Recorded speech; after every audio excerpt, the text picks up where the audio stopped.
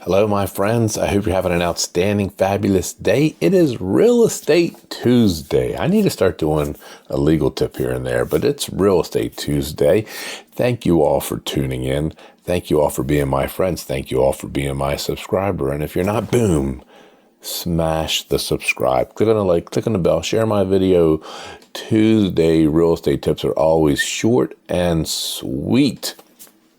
And hopefully, if nothing else, giving you some consumer protection knowledge so that you don't get taken advantage of. And is today's video going to be like that? Maybe kind of slant. It just depends.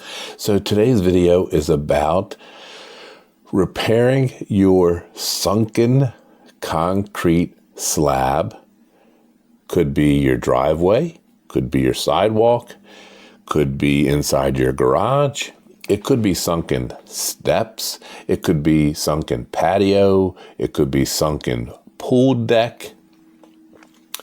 It actually could even be a collapsing bulkhead by the water.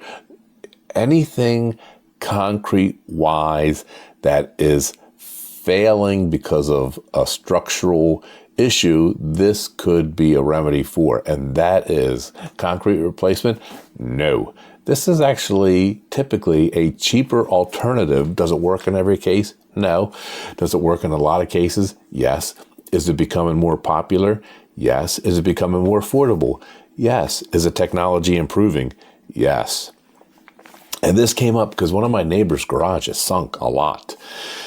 And I told them the cheapest way to fix that would be to pump it up, to lift it back up to its original position, because it happened many, many years ago, and it hasn't moved since. So the sinking is over with, which means that it's now resting on solid ground, and that is a prime candidate for pumping something up. So what do I mean? So when your concrete is sinking, whether it's what I just described, consider pumping it up instead of replacement. So it used to be, and they still do this, but I see the other way becoming more prevalent now, what they call mud jacking. And they would pump like a concrete grout, a concrete solution underneath the, let's just say, we're just going to say slab. And then that would raise the slab back up to its original position, or pretty darn close to it. But now more and more, I'm seeing companies do the expanding foam. So just like the foam in general, the foam you see in a can for foam insulation, if you've ever used that before and you've used the non-window version, if you've used the original version, you see how much it goes from this to like that, and it gets hard. So very similar, same concept, very similar product they now use to pump up concrete. And like I said, steps, driveways, garages, garage floors. I saw some examples of a company using it around where I live to replace bulkheads, because I live near the water. Not replace bulkheads, strike that, to shore up and put bulkheads back into their original position to keep them from sinking because of the water. So it's typically cheaper than a company coming in and tearing out all the concrete, and it's obviously much neater and also quicker. So what do? They have a big magic machine that comes on a truck and a hose, and they drill holes in the slab in strategic locations.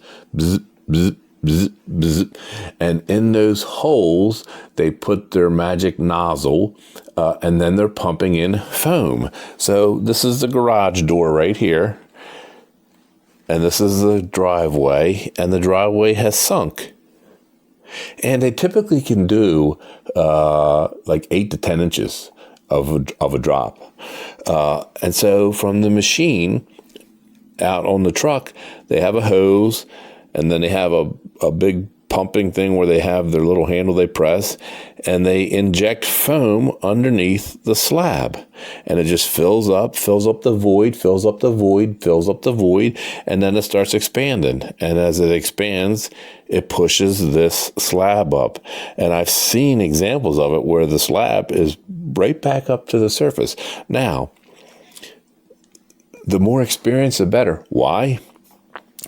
Because the foam, it's like an art. You need to know how much foam you're putting in and how much it will expand. And you have to have an idea of how much weight it needs to lift.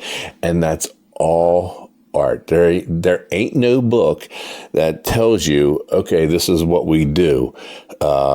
So obviously there's instructions, but to fine tune it so that your slab is perfect, you want to get a good, experienced concrete slab pumper, because it is art-like to know how much foam you need to put in, because it just doesn't expand like this.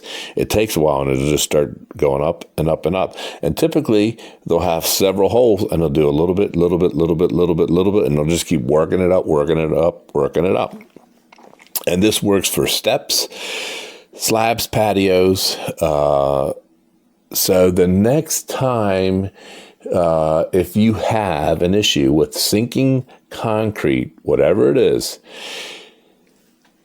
before you decide to replace it, search out and interview and price out a company that does the pumping, whether it's the traditional mud jacking or they use the new polyurethane, the new technology of expanding urethane foam. So I hope that helped you. That's a really quickie. My neighbor brought that one to my attention. I was like, you know what? I'm gonna tell people, because not many people know that you can do that. So thank you all for watching. Thank you all for subscribing. Thank you all for commenting. If I missed something, or if you have another suggestion, or if you know of another technology that's even better than this, because technology in the construction industry is always evolving and changing and improving, please let me know. Share my video. Ask me any questions. I am happy to answer any questions about this topic or any other topic, be it real estate, legal, consumer protection, e-bikes, or whatever. I'm happy to try to help. Thank you all. And until next time, I love you. Oh, I forgot to say, boom, smash the subscribe. Click on the bell if you have not. Now, I love you all. See ya.